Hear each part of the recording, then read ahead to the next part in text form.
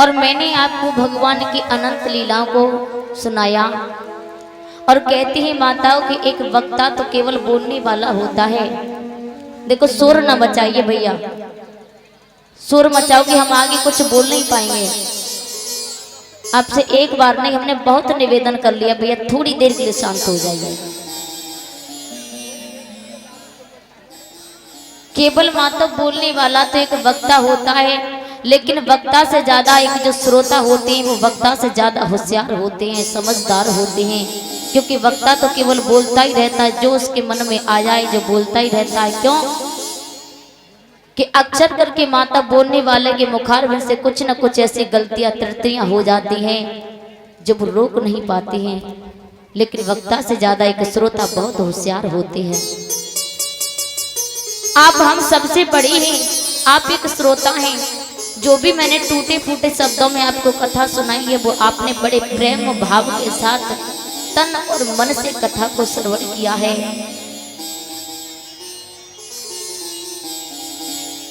मैं इस बात से आप सभी से बहुत प्रसन्न हूं, बहुत खुश हूं कि आपने इस ब्रह्मदेव महाराज के पावन भूमि स्थान पर भगवान की पावनमय कथा 9 दिन तक आपने श्रवण की है। और ये तो बड़ी सौभाग्यों की बात है जो आज हम इस व्यास मंच पर बैठे हैं, केवल आप ही की कृपा दृष्टि है, आप ही का आशीर्वाद है जो आज ये आपकी बेटी आपके समक्ष में बैठी है। क्यों कि जब किसी बालक को बड़ों का आशीर्वाद मिलता है तो आशीर्वाद ही वो कहां से कहां तक ले जा करके पहुंचा देता है। तो केवल मुझे तो आपका आशीर्वाद मिला है। मैंने आपको 9 दिन तक कथा सुनाई। अगर मुझसे कोई भी कुछ ऐसी गलतियां हुई हो, कोई भी मेरे मुखारबिंद से कोई अपशब्द निकल गया हो धोखे से अनजान से, तो मुझे अपनी नादान बेटी समझ के क्षमा करना। क्योंकि मैं तो एक अज्ञान बेटी हूं, मैं एक नादान हूं। और अक्सर करके माता बालकों से गलती होती है तो बड़ों का यही कर्तव्य है, माता पिता को तो यही कर्तव्य होता है कि अपने संतान को क्षमा करना, चाहे वो कितनी भी भली लाखों गलतियां कर जाए।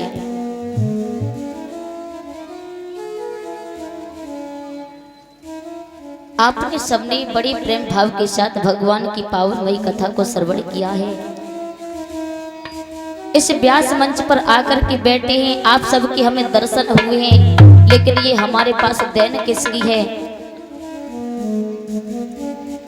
महाराज मस्ताना गिरी महाराज की कृपा है, उन्हीं का आशीर्वाद है जो आज सबके बीच में मैं आपके दर्शन पा रही हूँ, आप सबके मोहनी मूर्त को निहार रही हूँ और मैं आपको ये भगवान की कथा सुना रही हूँ। उन्हीं की कृपा दृष्टि है, उन्हीं की देन है, क्योंकि वही हमें लेकर के आए थे।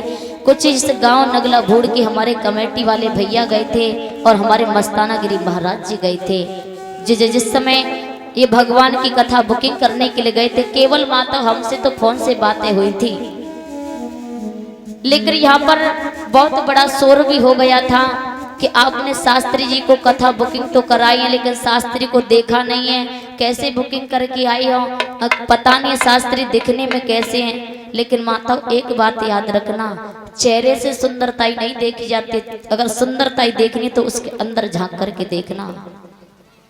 चेहरा तो जिसका भगवान ने जैसा बनाया है वैसा ही होता है, चाहे काला हो, चाहे कुरूप हो, चाहे कैसा भी हो। किसी को भगवान ने अच्छा बनाया है तो किसी को बुरा बनाया है।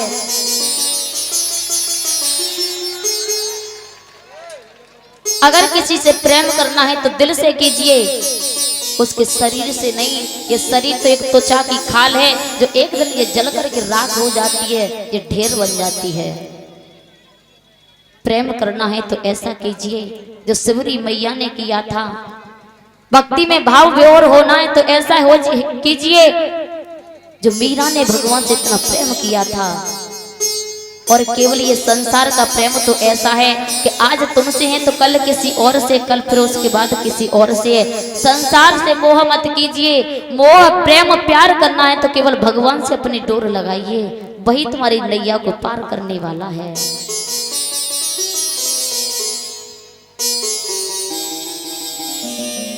आज मुझे भी आप देख रहे हो, मैं भी एक दिन एक समय वो था कि आपके जैसे ही मैं बैठ करके भगवान की कथा सुनती थी, लेकिन मेरे अंदर कुछ ऐसा भगवान का प्रतिभाव आया तो भगवान ने मेरी पुकार को सुनकर के मुझे व्यास गद्दी पर बैठा दिया है। जिसके अंदर सच्ची भावना होती है भगवान उसे अपनी ओर खींच करके ले जाता है, संसार में नहीं छोड़ता उसे, क्योंकि भगवान भी जान लेता है कि ये संसार लायक नहीं है, ये केवल तो ये मेरे चरणों में आया है तो मेरे चरणों में ही होना चाहिए। तो भगवान भी अपनी ओर डोर की तरह खींच लेता है।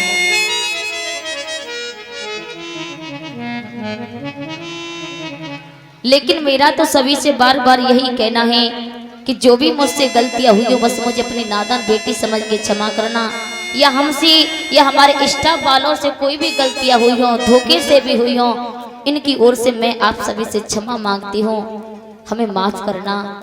क्योंकि हम एक ज्यादा बड़ी विद्वान नहीं है, मैं एक ज्यादा बड़ी कोई ज्ञानी वक्ता नहीं हूँ। जैसा मुझे भगवान ने, मुझे सरस्वती मैया ने कंठ दिया, भगवान ने ज्ञान दिया, वैसा आपको मैंने सुनाया है टूटे फूटे शब्दों में।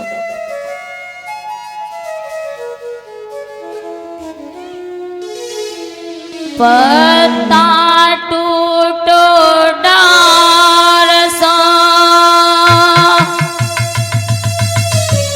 ले गई पवन उड़ा, अब के बिछोड़े कबो मिले कहीं दूर परे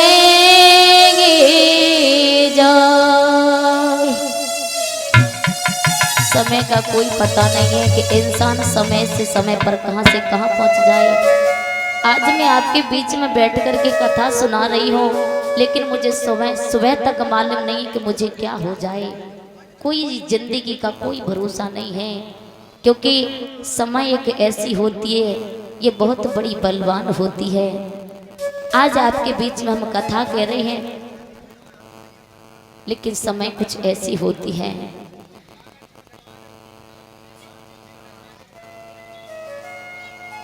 लेकिन सब ये आप ही की कृपा दृष्टि है जो मैं यहाँ बैठ करके आपको भगवान की कथा सुना रही हूँ। लेकिन इसी के साथ ही साथ कहना है कि ना मैं कोई कलाकार हूँ और ना कोई मैं गहना, और आज आपके बीच में बैठी बन के छोटी बहना।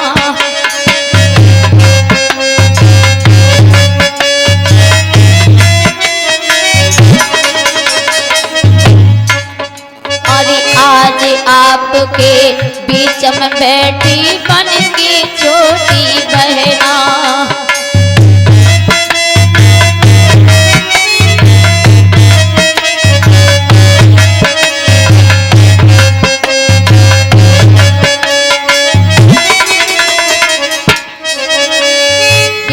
तो यहाँ से जाने के बाद अगर मुझे आप कुछ देना चाहोगी तो मुझे आपकी धन दौलत नहीं चाहिए। मैं धन दौलत के आगे पीछे कभी नहीं भागती हूँ, केवल मुझे भागना तो मैं प्रेम के खातिर भागती हूँ। अगर आप मुझे प्रेम के खातिर मुझे एक बार नहीं 1000 बार बुलाओगी, मैं 1000 बार तुम्हारी पुकार को सुन के आऊंगी। मैं केवल एक रश्मि बेटी तो तुम्हारे प्यार की भूखी है, तुम्हारे प्रेम की खातिर आएगी। अरे आज आपके बीच में बैठी बन की छोटी बहना,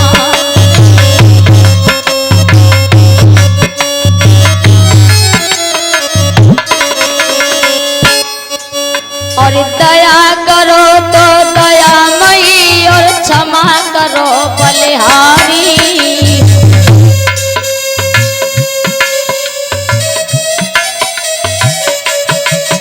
अरे दया करो तो दयामयी और क्षमा करो बलिहारी। और आज आपके बीच में बेटी बिटिया प्रार्थनारी।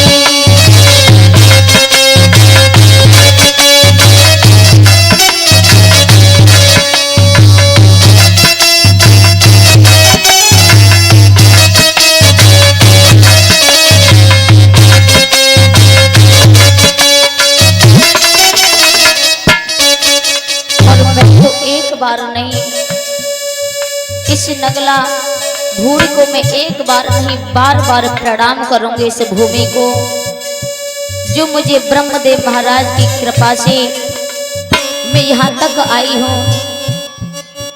अरे नगला भूमि तो जन्म भूमि मेरी बारंबार नमस्ते।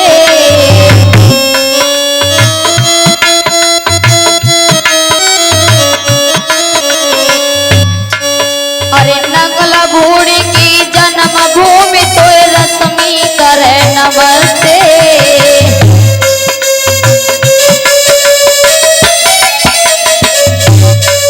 और कल यहाँ से चले जाएंगे कचरों से हंसते।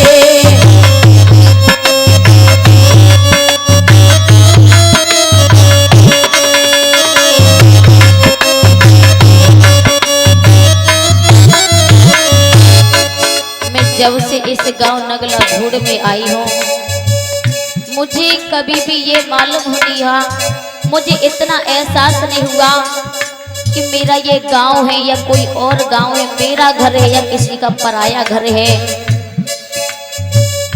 मैं जहाँ पर रुकती हूँ वो भैया जी हैं, उनकी धर्म पत्नी हमारी बहुत सेवा करती है। मुझे उनका नाम तो नहीं मालूम है, लेकिन ऐसी माताओं के लिए, ऐसी बहनों के लिए मेरा बारंबार प्रणाम है जो आपने मुझे इतना प्रेम दिया, मुझे प्यार दिया कि कभी भी अपने प्यार के आगे तुमने मेरी मुझे माँ की याद नहीं आने दी है। एक मेरी माँ के बराबर तुमने मुझे प्यार दिया है। अरे बात बात पे माताओं मैंने तुम्हें फटकार लगाई।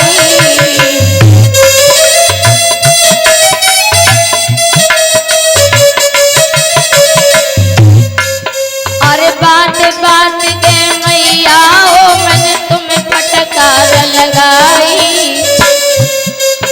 और मेरे जाने के बाद न कईयों बहना हमें कसाई।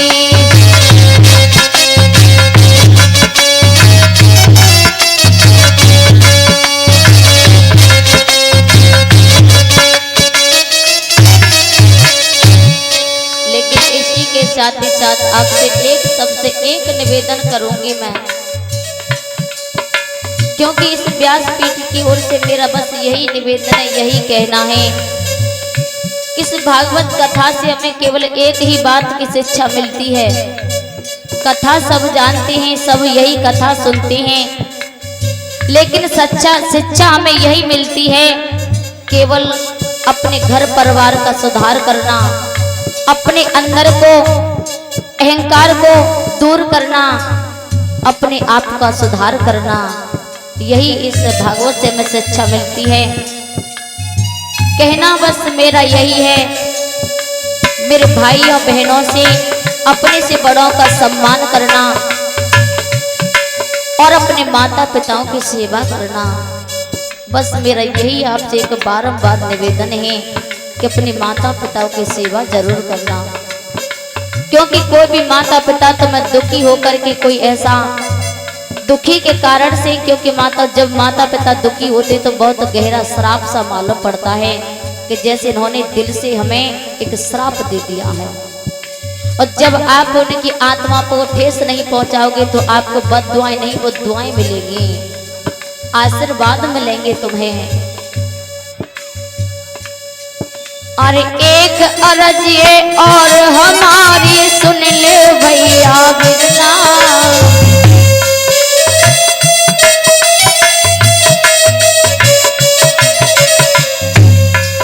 अरे एक अर्ज ये और हमारी भूल मती हम जइयो। अरे मौका मिले तो फिर से बिरना का जन्म में बुलैया।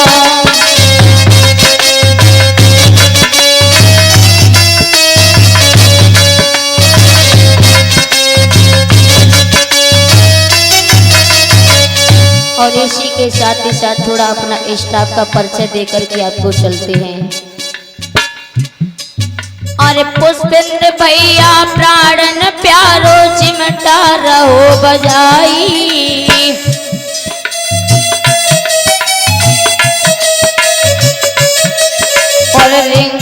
भैया ने नन तारो ढोलक रहो बजाई।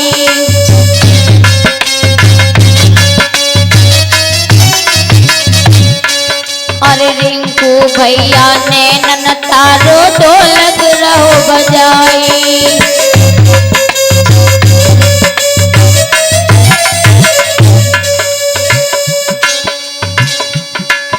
और राहुल शास्त्री बैठे सभा में ऑर्गन रहे बजाई।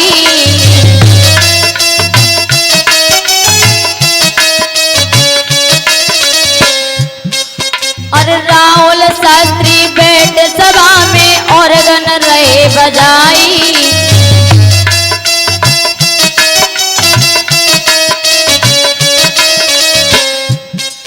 और राजेश पंडित सभा में बैठे हवन को रहे कराई।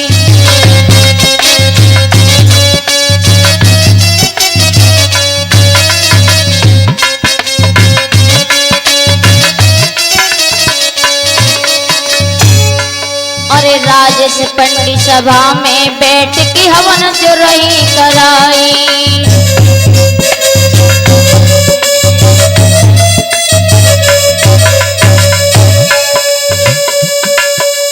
बेटिया जाए रही अपने काम सबको राम राम राम रश्मि।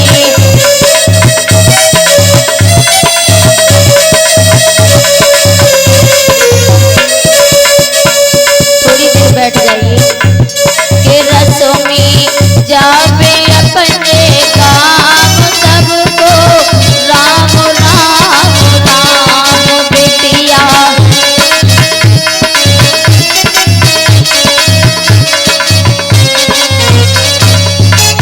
अरे राम राम राम मेरी राम राम राम।